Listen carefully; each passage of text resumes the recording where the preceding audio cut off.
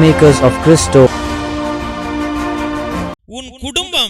உன் குடும்ப வாழ்க்கையும் சுத்தமாக இருக்கிறதா? இல்லை வியாபார கூடமாக அலைக்கழிக்கப்பட்டு இருக்கிறதா? மத்தேயு சுவிசேஷம் 21வது அதிகாரம் 12வது வசனத்திலே இயேசு கோவிலுக்குள் சென்றார். கோவிலுக்குள்ளேயே விற்பவர்கள் வாங்குபவர்கள் எல்லாவற்றையும் வெளியே துரத்தினார். நாணயம் மாற்றுவோரின் மேசைகளையும் புறா விற்போரின் இருக்கைகளையும் கவிழ்த்து போட்டார். என் இல்லம் இறை வேண்டலின் வீடு என அழைக்கப்படும் என்று மறைநூலில் எழுதியுள்ளது. ஆனால் நீங்கள் இதை கல்வ குகையாக்குகிறீர்கள். ஜெபிப்போம். என் அன்பு நேசரே, கர்த்தாவாகிய கர்த்தாவே, உம்மை துதிக்கிறோம், மகிமைப்படுத்துகிறோம், வாழ்த்துகிறோம், வணங்குகிறோம், ஆராதிக்கிறோம், நமஸ்கரிக்கிறோம். சுவாமி, உன் தேவாலயம் உன்னது ஆண்டவரே. அப்பா, அது பரிசுத்தமானது, அது பரலோக இருப்பிடம் ஆண்டவரே. அங்கு தேவனும் ஆத்துமாக்களும் பேசுகிற இடம் சுவாமி. அங்கு தெய்வ பிரசன்னம் உறவாடுகிற இடம் ஆண்டவரே. அப்பா, தேவாலயம் என்பதே பரிசுத்தமானது. அது பாவத்திற்கு உரியது அல்ல, அது பரிசுத்தர்களுக்கு உரியது சுவாமி. ஆமாண்டவரே, தேவனாகிய கர்த்தாவே, ஒவ்வொரு ஆலயமும் உன்னால் கட்டப்பட்டது ஐயா. உம்முடைய அன்பினால் கட்டப்பட்டது, உம்முடைய அருளால் கட்டப்பட்டது, உம்முடைய ஆசிரால் கட்டப்பட்டது, உம்முடைய சக்தியினால் கட்டப்பட்டது, உன் விருப்பத்தால் அது கட்டப்பட்டது சுவாமி. அப்ப ஆலயங்கள் அனைத்தும் உன்னதமானது ஆண்டவரே. ஏசப்பா, அந்த ஆலயத்துல பாவிகள் பாவ மன்னிப்பு கேட்க வேண்டும், நோய்கள் சுகமாக வேண்டும் ஆண்டவரே. மன குழப்பத்தில் கஷ்டத்தில் கண்ணீர்களில் இருக்கிறவர்கள் சுகமாக்கப்பட வேண்டும் ஆண்டவரே. அதற்கு தான் அந்த ஆலயம் சுவாமி. ஆனால் இன்று வணிகர்களும் வியாபாரிகளும் இருந்து கொண்டிருக்கிறார்கள், தேவையில்லாதவர்கள் அங்கு இருக்கிறார்கள் ஆண்டவரே. அதே போலதான் சுவாமி என்னுடைய வாழ்க்கையிலும் என் குடும்ப வாழ்க்கையிலும் ஆண்டவரே. ஏசப்பா, பலவிதமான வியாபாரிகள், பலவிதமான காரியங்கள், பலவிதமான மனிதர்கள் என் குடும்பத்துக்குள்ளே வந்திருக்கிறார்கள் ஆண்டவரே. ஆமப்பா, இன்றைய நாளிலே சுவாமி ஏகப்பட்ட பெயர் ஆண்டவரே, ஆடம்பர வாழ்க்கைகள் ஆண்டவரே. ஏசப்பா, ஒரு ஏசி பத்தாது, 10 ஏசி வைக்கணும். ஒரு வீடு பத்தாது, 10 வீடு வேணும். ஒரு இடம் இருக்க கூடாது, நிறைய இடங்களை வாங்கணும் என்று அப்பா அவர்கள் மனசு அலைகழிந்து கொண்டிருக்கிறது ஆண்டவரே. அதே போல குடும்பத்தில் ஆண்டவரே கணவன் மனைவி பிள்ளைகள் இருக்க வேண்டும் ஐயா. ஆனால் இங்கு ஆயிரக்கணக்கில், 100 கணக்கில், 10 கணக்கில் ஆண்டவரே பலவிதமான நண்பர்கள் வருகிறார்கள் ஆண்டவரே. இன்னைக்கு ஒரு பார்ட்டி, இன்னொரு நாளைக்கு இன்னொரு பார்ட்டி, அங்க பப்புல ஒரு பார்ட்டி ஆண்டவரே, கிளப்ல ஒரு பார்ட்டி, தியேட்டர்ல ஒரு பார்ட்டி, வீதியில ஒரு பார்ட்டி என்று அங்கேயும் இங்குமாக அப்பா பார்ட்டி வைத்துக் கொண்டு திரிகிறார்கள் ஆண்டவரே. எஸ் அப்பா, தேவாலயத்தில் இருக்க வேண்டியவர்கள் இல்லாமல், ஜெபிக்க வேண்டியவர்கள் ஜெபிக்காமல் ஆண்டவரே, இன்று யார் யாரோ வந்ததை போல என் குடும்பத்திலும் பலவிதமான நபர்கள் வருகிறார்கள் ஆண்டவரே. unnecessary friendship lord, unnecessary relationship lord. கடவுளே, ஒவ்வொரு நாளும் சுவாமி யாரையோ நாங்கள் திருப்திப்படுத்திக் கொண்டிருக்கிறோம், யாரிடமோ நாங்கள் வியாபாரம் செய்கிறோம், எதை பற்றியோ பேசுகிறோம் ஆண்டவரே. அப்பா, தேவையில்லாத நண்பர்கள், தேவையில்லாத உறவுகள் பின்னாடியே அவர்களை ஐஸ் வச்சுக்கிட்டு வாழ்ந்து கொண்டிருக்கிறோம் ஆண்டவரே. தேவையில்லாமல் நேரங்களை செலவழித்துக் கொண்டிருக்கிறோம் ஆண்டவரே.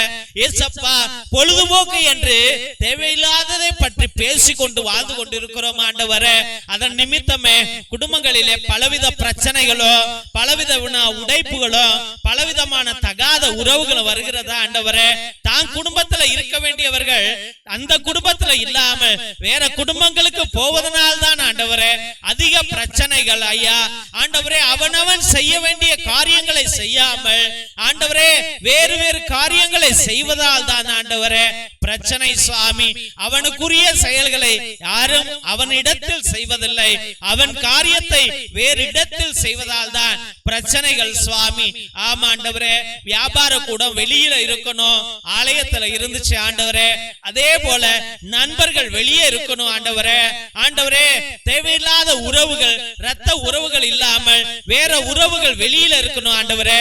ஆனா நடு வீட்லயும் பெட்ரூம்லயும் இருக்கிறாங்க சுவாமி, பிள்ளைகளோடு விளையாடுறாங்க ஆண்டவரே, கேட்டா ஃப்ரெண்ட்ஸ்னு சொல்றாங்க ஆண்டவரே.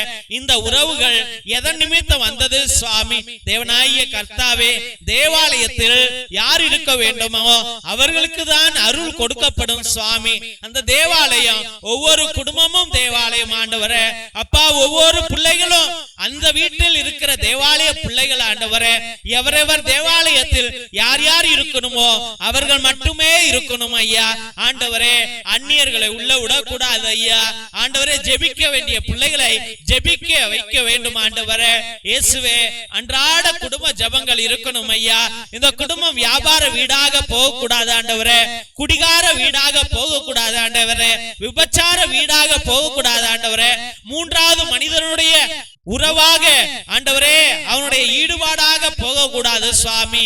நஷ்டங்கள், கஷ்டங்கள் குடும்பத்தை அணுகக்கூடாது சுவாமி. இயேசுவே, இந்த குடும்ப தேவாலயத்தை காக்கிற தேவன் நீர்தான். இந்த குடும்பத்தை தொந்தரவு செய்கிற பலவிதமான சூழ்ச்சிக்காரர்களை இந்த தேவாலயத்திலிருந்து, இந்த குடும்ப தேவாலயத்திலிருந்து விரட்டி அடியுங்க ஆண்டவரே. ஆண்டவராகிய கர்த்தாவே, நீர் ஒருவர் தான் நல்லவர் ஐயா. ஆண்டவரே, உன் தேவாலயத்தை அசுத்தப்படுத்துகிறவர்கள், உன் குடும்ப வாழ்க்கையை அசுத்தப்படுத்துகிறவர்கள், இந்த குடும்ப வாழ்க்கைக்கு பிரிவினையை கொடுக்கிறவர்கள் அனைவரையும் சாட்டையினால அடித்து விரட்டும்படியா ஜெபிக்கிறோம் ஆண்டவரே. இயேசுவே, இக்குடும்பத்தை காக்கிற தேவன் நீர்தான் ஐயா. இப்பிள்ளைகளுடைய நோய்களை தீர்க்கிற தேவன் நீர்தான் ஐயா. இவருடைய மனசை ஆண்டவரை காப்பாற்றுகிற தேவன் நீர்தான் ஐயா. இவர்கள் மத்தியில அன்பை வைக்கிற தேவன் நீர்தான் ஐயா. இவர்களை ஆண்டவரே என்னாலும் பரிசுத்தமாக்கி இவர்களை என்னாலும் தேவாலயமாகவே வாழ வைப்பேன். நல்ல கணவனாக, நல்ல மனைவியாக, நல்ல மகனாக, நல்ல மகளாக, நல்ல மருமகளாக, ஆண்டவரே நல்ல மாமனார் மாமியாராக, நல்ல தாய் தந்தையராக வாழ வைத்து இந்த பிள்ளைகள் என்னாலும் இதே தேவாலயத்தில் குடும்ப ஜபத்தை ஏறெடுத்து உம்மை துதித்து மகிழுகிற பாக்கியத்தை இப்பிள்ளைகளுக்கு நீர் அருள்வீர் என்று முழுமனதோடு ஜெபித்து அருமையான பிள்ளைகளை உம்முடைய பரிசுத்தமான கல்வாரி பாதத்துல சமர்ப்பித்து ஜெபிக்கிறோம் எங்கள் ஜீவனுள்ள நல்ல பிதாவே. ஆமென், ஆமென், ஆமென். சிலுவை ஆசீர்வாதத்தை பெற்றுக் கொள்வோம். தந்தை ஆசீர்வாதத்தின் திருசிலுவை, திருசிலுவை உனக்கும் உன் குடும்பத்திற்கு வெளிச்சமாய் இருக்கிறது. நரக சர்ப்பம் உனக்கு அதிபதியாக வேண்டாம். சாத்தானே அப்பாலே போ.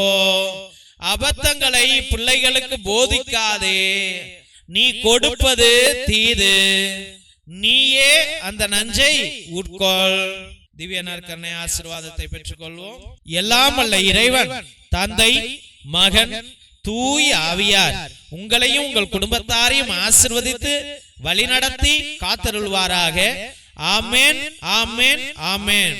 இயேசுவில் அன்பார்ந்த தெய்வ பிள்ளைகளை, ஒவ்வொரு நாளும் மதியம் 3 மணியிலிருந்து 5 மணி வரைக்கும் தேவனோடு ஒன்றித்து ஒவ்வொரு பிள்ளைகளுடைய கருத்துக்களையும் ஒரே ஒரு குருவானவர் எல்லா ஜெபங்களையும் சொல்லி உங்களுக்காக அர்ப்பணிக்கிறார். எஸ் அனோவா எல்லாமே ஆமென் அல்லேலூயா எல்லாத்தையும் ஒரே குருவானவர் இந்த மகளை ஆசீர்வதிங்க, இந்த குடும்பத்தை ஆசீர்வதிங்கன்னு 2 மணி நேரம் உங்களுக்காக ஜெபிக்கிறார் என்றால் கடவுள் எவ்வளவு அருளையும் கிருபையையும் உங்கள் மீது ஊற்றுவார் என்பதை நீங்களே சிந்தித்து பாருங்கள். தெய்வ பிள்ளைகளே, உங்களுடைய கருத்துக்கள் பெரியதாக இருந்தால், பெரிய பிரச்சனையில மாட்டிட்டீங்க, பெரிய நோயில இருக்கிறீங்க, இல்ல பெரிய தோல்வியில இருக்கிறீங்க என்றால் நேர்த்தி திருப்பலியை நீங்கள் ஏறெடுங்கள்.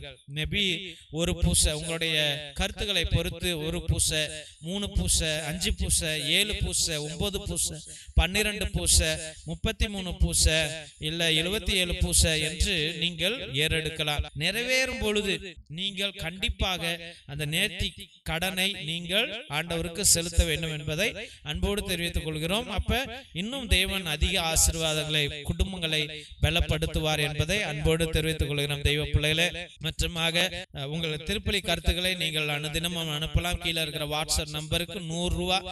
இங்க இறையிறக்கத்தின் நவநாள் திருப்பலியை அர்ப்பணிப்போம். இறையிறக்கத்தின் ஜெபமாலை அர்ப்பணிப்போம். நற்கருணை ஆராதனை அர்ப்பணிப்போம். நவநாள் அன்னைக்கு ஒரு நவநாள், அந்த நவநாளை உங்கள் குடும்பத்திற்காக அர்ப்பணிக்கிறோம்.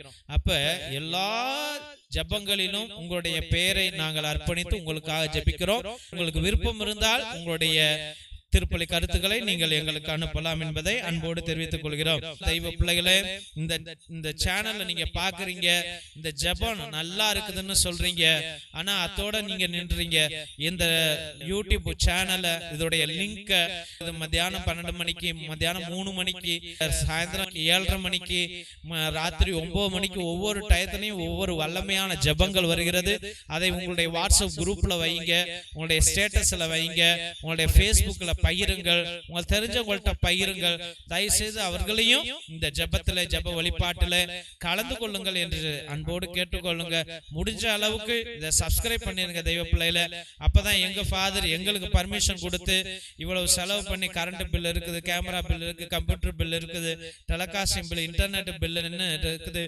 இது எல்லாத்தையும் நீங்க எதுக்கு ஃபாதர் வேஸ்டா செலவு பண்றீங்க? கடவுள் காரியம் நின்னு போயிரும் தெய்வ பிள்ளைகளே. மற்றமாக தெய்வ பிள்ளைகளே, எங்களுக்கு ஒரு உதவி செய்யுங்கள். உங்க குடும்பத்துல சின்ன சின்ன பிள்ளைங்க இருக்கலாம், பேர பிள்ளைங்கள் இருக்கலாம், தெரிஞ்ச அண்ணன் தம்பி பிள்ளைங்களுடைய பிள்ளைகள் இருக்கலாம். இவர்கள் எல்லாம் பயன்படுத்தின ட்ரெஸ்ஸஸ் இருக்கலாம். அவங்க இப்ப ட்ரௌசரு, சட்டை, ஸ்கர்ட்டு, சுடிதாரு, நல்ல நல்ல ட்ரெஸ் எல்லாம் இனிமே பயன்படுத்தாம அதை தூக்கி 100 ட்ரெஸ் வச்சிருப்பீங்க, அதை தூக்கி பரணியில போட்டு வச்சிருப்பீங்க, இல்ல பயன்படுத்தாம இருக்கும் மூளையில போட்டு வச்சிருப்பீங்க. அதெல்லாம் எங்களுக்கு அனுப்புங்க. எங்க பிள்ளைங்களுக்கு அது மிகவும் உதவியாக இருக்கும் என்பதை அன்போடு தெரிவித்துள்ளோம். எங்க பிள்ளைங்க நல்ல சந்தோஷமா ஏத்துக்குவாங்க. உங்களால முடிஞ்சா ஏதாவது நோட்டு, பேனா, பென்சில், பேப்பர், இல்லைன்னா உங்க குடும்பம் நல்லா ஆசீர்வதிச்சிருக்கிறார் ஆண்டவர் அப்படின்னு நீங்க நினைச்சீங்கன்னா, நாங்கள் உதவி செய்யற குடும்பங்கள் குடிசை குடும்பங்கள், நாங்க லைட் கிடையாது, கரண்ட் கிடையாது, ரோடு கிடையாது, சரியான வாழ்வாதாரம் கிடையாது. அங்கு அவங்க வீட்டுல ஒரு சின்ன சோலார் லைட் நீங்க ஒரு 200 ரூபா 300 ரூபா இருக்கும். ஒரு 3 வீட்டுல, ஒரு 5 வீட்டுல உங்க பேரால அந்த வீட்டுல ஒரு விளக்கு எரியட்டும்ட்டு நீங்களே வாங்கி எங்களுக்கு நீங்கள் அனுப்பலாம் என்பதை அன்போடு தெரிவித்துக் கொள்கிறோம் தெய்வ பிள்ளைகளே. அச்சமாக மிரக்கல் ஆயில் எத்தனையோ அதிசயங்களை, அற்புதங்களை செய்து கொண்டிருக்கிறது. அந்த மிரக்கல் ஆயில் நோய்களை தீர்க்கும், எல்லா வலிகளை தீர்க்கும், ஆஸ்மாவை, டிபி, பிபி எல்லாத்தையும் அது நீக்கும். ஆனால் அதை பயன்படுத்துகிற கண்ணை தவிர்த்து எல்லா இடத்துலயும் நீங்க போட்டு நல்லா தேய்ங்க. ஒரு சொட்டு சுடுதண்ணியில போட்டு குடிங்க. பிபி, சுகர் இருக்கிறவங்க, அப்புறம் தலையில கட்டி இருந்துச்சுன்னா, இல்ல முடி கொட்டுதுன்னா, அது ஒரு 10 சொட்டு தேங்காய் எண்ணெயில போட்டு நல்லா தேய்ச்சி விடுங்க. ஒரு 3 நாளைக்கு செய்யுங்க. முடி கொட்டுறது கம்மியாயிடும். நல்ல விடுதலையை நீங்கள் பெறுவீர்கள். மற்றும் இரத்தத்தின் விடுதலை ஜெப புத்தகம் 120 வருடங்களுக்கு முன்பதாக நம்முடைய மூதாதையர்கள் அந்தோனியா தகடு, செபஸ்தியா தகடு எழுதி அதுல வீட்டு முன்னாடி தொங்க விட்டுருப்பாங்க. எந்த சாத்தானும் எந்த அசுத்தாவிகளும் நம்முடைய குடும்பத்துக்குள்ளாய் வரக்கூடாது என்று. அதுல உள்ள கட்டு ஜெபங்கள் ஒரு மூதாதையரால் எனக்கு கொடுக்கப்பட்டது. அதை எல்லா வகையான நோய்களுக்கும், பிணிகளுக்கும், செய்வினைகளுக்கும், எல்லா தடங்கல்களுக்கும் இது கட்டு ஜெபம். இதுல எல்லாத்துக்கும் ஜெபங்கள் இருக்கிறது. இதை வாங்கி நீங்கள் பயன்படுத்தும்படியாக அன்போடு வேண்டுகிறோம் தெய்வ பிள்ளைகளே.